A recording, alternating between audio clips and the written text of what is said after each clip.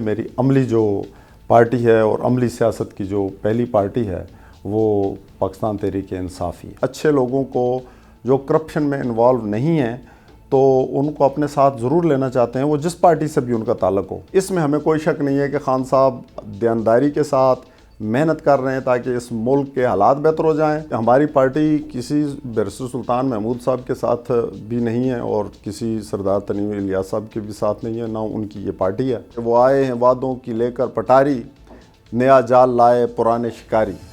السلام علیکم ناظرین، نیوز ڈپلومیسی کے ایک نئے پروگرام کے ساتھ میں ہوں آپ کا میزبان ارسلان رشید ملک، اور آج ہمارے ساتھ پروگرام میں موجود ہیں پاکستان تحریک انصاف آزاد کشمیر کے مرکزی ڈپٹی سیکرٹری جنرل قاضی اسرائیل صاحب. آزاد کشمیر کے خوبصورت علاقے وادی نیلم سے ان کا تعلق ہے اور LA-26 نیلم 1 سے یہ پاکستان تحریک انصاف آزاد کشمیر کے ٹکٹ کے امیدوار ہیں. بہت بہت شکریہ قاضی اسرائیل صاحب، آج آپ نے ہمیں اپنا قیمتی وقت دیا. آپ کا شکریہ جی، بہت بہت کہ آپ نے مجھے اظہار خیال کا موقع دیا. قاضی اسرائیل صاحب، بتائیے گا کہ آپ نے اپنی عملی سیاست کا آغاز کب کیا اور پھر آزاد کشمیر کی بڑی جماعتوں نون لیگ اور پیپلز پارٹی کے بجائے پاکستان تحریک انصاف آزاد کشمیر کا انتخاب کیوں کیا؟ شکریہ جی. میں سب سے پہلے یہ بتاؤں کہ میں طلبہ پولیٹکس میں رہا ہوں تقریباً 10 سال.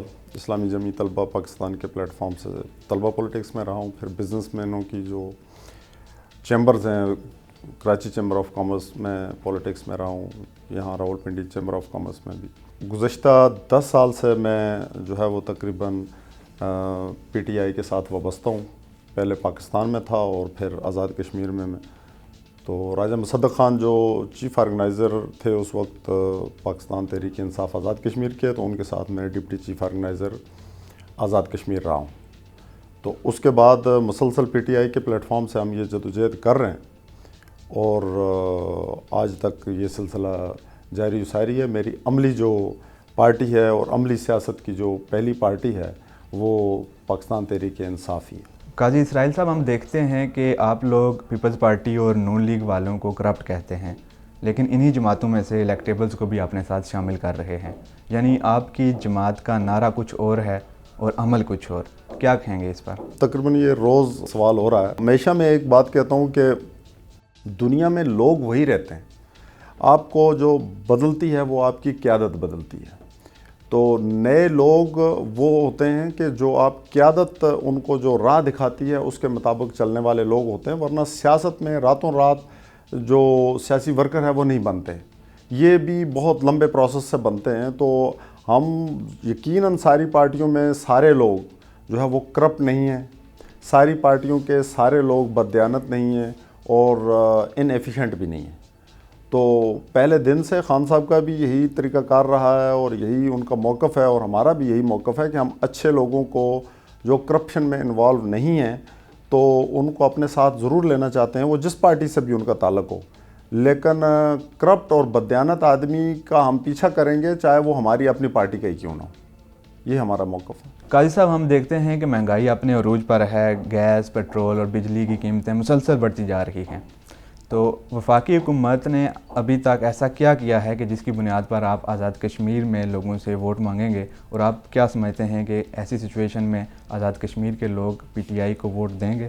گزارش یہ ہے کہ تھوڑا سا ہماری یہ کمی ضرور ہے کہ ہمارے پاس پروپیگنڈا وہ والا نہیں ہے جو دوسری گورنمنٹس کرتی رہی ہیں کہ ایک چھوٹا سا کام کیا اور اس کے پیچھے اربوں روپے کی اشتہار لگائے.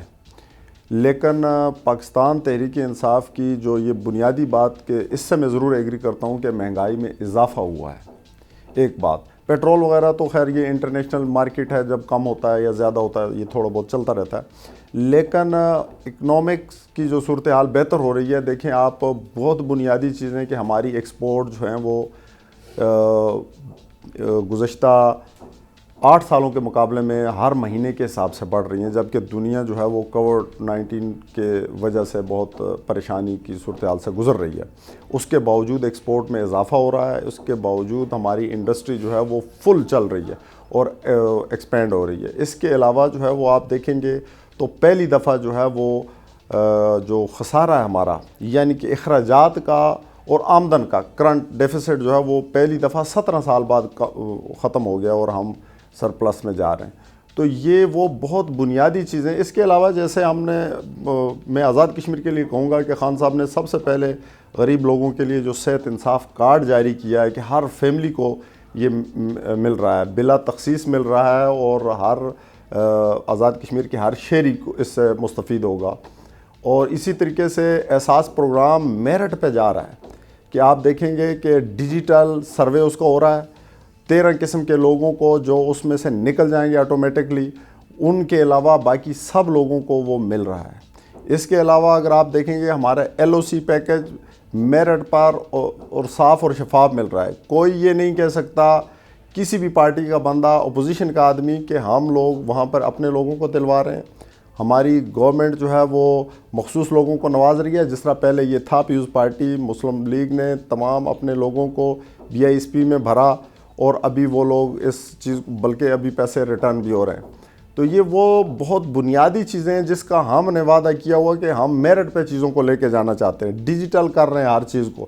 آپ سب سے بڑی بات دیکھیں کہ پاکستان میں 4 کروڑ اکاؤنٹ جعلی اور بند ہو گئے ابھی ڈیجیٹل کرنے سے, صرف کہ لوگ جو ہے وہ اس میں جا ہی نہیں رہے تھے کہ بھئی کسی کے نام کا اکاؤنٹ ہے, کسی کا شناختی کارڈ لگا دیا ہے, اور پورے ایک سسٹم ہم نے ایسا کریٹ کر دیا ہوا ہے کہ بھئی جس میں پتہ ہی نہ چلے کہ کون کہاں سے کیسے کیوں ٹرانزیکشن کر رہا ہے. تو یہ ساری چیزیں جس کے فائدہ آپ کو آگے نظر آئیں گے انشاءاللہ. ہمیں ایک چیز پہ یقین ہے, اور وہ چیز ہمیں آگے لے کے جائے گی انشاءاللہ, وہ ہے لیڈرشپ. آپ کی لیڈرشپ کا دیانتدار ہونا, آپ کی لیڈرشپ کا محنتی ہونا, اس میں ہمیں کوئی شک نہیں ہے کہ خان صاحب دیانتداری کے ساتھ محنت کر رہے ہیں تاکہ اس ملک کے حالات بہتر ہو جائیں.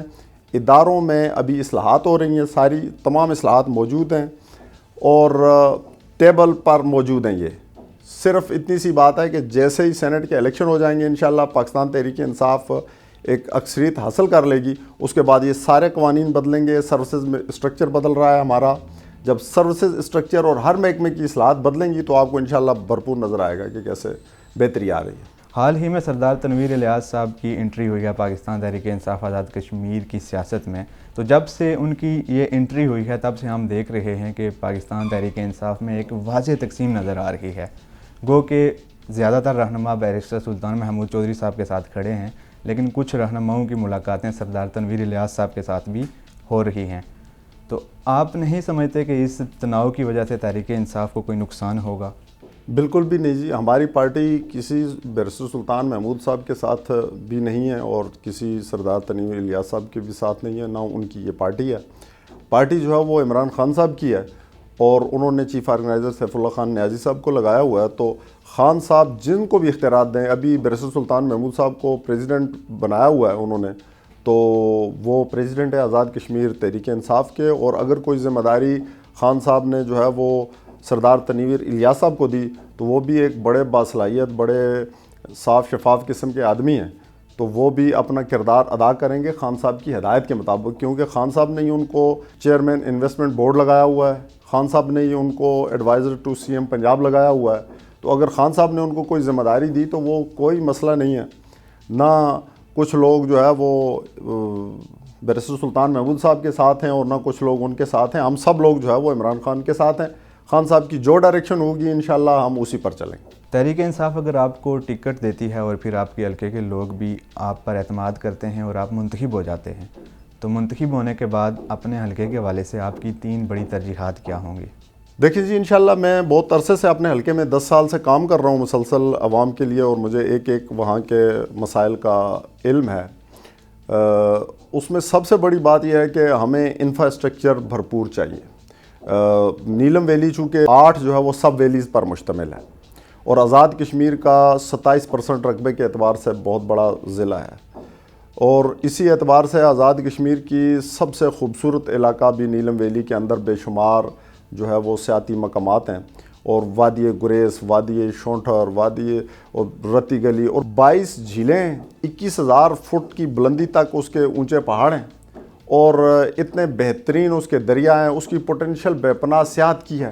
سیاحت کو ہم ڈیولپ جب کر سکتے ہیں جب ہم اس کا انفراسٹرکچر بہتر کر لیں. تو سڑکیں ہماری ترجیح میں نمبر 1 پر ہیں کہ اس کی سڑکیں بہترین ہو جائیں. اس کے عوض جو ہے وہ سیاحت بہت بڑے پیمانے پہ پروموٹ ہو جائے گی. وادی نیلم کی آبادی تقریباً 2 لاکھ ہے, تو وہاں تو 2 لاکھ سے زیادہ جو ہے وہ سیاحت کے جابز کریٹ ہو سکتی ہیں بڑی آرام سے. تو سیاحت وہاں کی بہت بنیادی چیز ہے. پھر اس کے بنیادی چیزیں جو ہیں اس کی ماحولیات کو پروٹیکٹ کرنا ہے.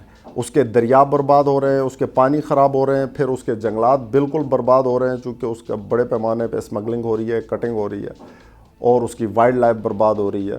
تو نیلم ویلی کی قدرتی حسن کو پروٹیکٹ کرنا اور نیلم ویلی کے جو قدرتی وسائل ہیں, اس کی معدنیات ہیں, اس کے پریشیس اسٹون ہیں, زبردست قسم کے جو ہمارے دنیا کا بہترین روبی ہمارے نیلم ویلی میں ہوتا ہے. اس کے علاوہ پریشیس, سیمی پریشیس بے شمار اسٹون نیلم ویلی میں پائے جاتے ہیں.